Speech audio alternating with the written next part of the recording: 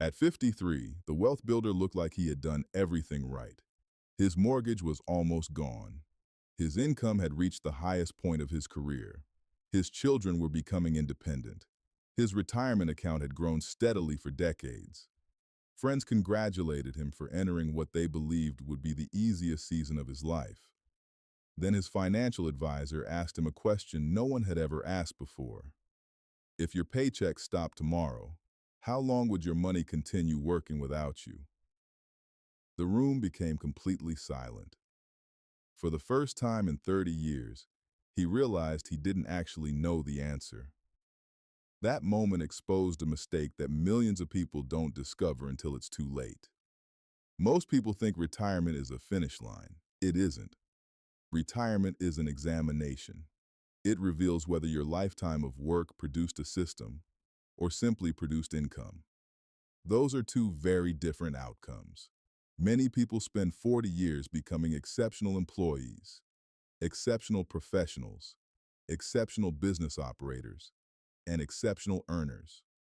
Very few spend those same 40 years becoming exceptional owners. That difference determines whether retirement becomes freedom or dependency. Most retirement advice focuses on numbers. How much should you save? How much should you invest? How much should you withdraw? Those questions matter, but they ignore a much bigger one. What exactly have you spent your entire career building? Because two people can retire with exactly the same amount of money and experience completely different retirements. One spends the next 30 years hoping the money lasts. The other spends the next 30 years watching productive assets continue creating new income. The account balances look identical. Their financial lives are not. That's why the greatest retirement mistake doesn't happen after retirement. It happens years before retirement begins. And strangely enough, it usually begins during your 50s. People often believe their 20s determine retirement because that's when investing should begin. Others believe their 40s determine retirement because income usually reaches its peak. Both ideas contain some truth, but neither tells the whole story. Your 50s are different. This is the decade where every financial decision becomes amplified. Every dollar you've accumulated now has meaningful weight. Every mistake has less time to recover. Every opportunity has more capital available to multiply. In other words, your 20s build habits, your 30s build momentum, your 40s build capacity, but your 50s decide whether all of it becomes freedom. That is why so many financially successful people unexpectedly struggle later in life. They weren't poor. They simply made the wrong decisions when the stakes became highest. The first mistake sounds completely reasonable. Save more money. After all, that's what responsible people do. Saving is essential. Without saving, investing isn't possible. Without discipline, ownership rarely happens. But saving has a limitation that few people think about. Money sitting still slowly loses purchasing power. Inflation doesn't ask permission. It quietly reduces what yesterday's savings can buy tomorrow. Meanwhile, productive assets continue working. Businesses continue serving customers. Rental properties continue collecting income. Dividend-paying companies continue sharing profits. Ownership keeps producing while savings slowly wait. The wealth builder realized something uncomfortable. He had spent years measuring the size of his retirement account. He had spent almost no time measuring its ability to replace his income. Those are completely different measurements. Imagine two neighbors retiring on exactly the same day. Each has $1 million. One keeps nearly all of it in cash and low-yield savings. The other owns productive businesses, diversified investments, rental properties, and income-producing assets worth the same amount. 5 years later, their balance sheets tell very different stories. One has been withdrawing. The other has been receiving. One watches the numbers shrink. The other watches productive assets continue generating new cash flow. Retirement isn't simply about accumulating money. It's about converting accumulated money into productive ownership. Saving prepares capital. Ownership deploys capital. Confusing those two ideas becomes incredibly expensive during your 50s. The second mistake appears even wiser. People become afraid of losing what they've spent decades building. That fear feels responsible. Sometimes it is. But fear often disguises itself as wisdom. Instead of asking how to continue growing intelligently, people begin asking how to avoid every possible loss. They stop investing. They stop buying businesses. They stop purchasing productive assets. They stop taking calculated risks. Ironically, retirement may still last another 30 years. Think about that. If you retire at 65 and live until 95, your investments still have a 30-year job to perform. Your portfolio hasn't retired. Only your employment has. Inflation continues. Healthcare costs continue. Living expenses continue. Why should your assets stop growing?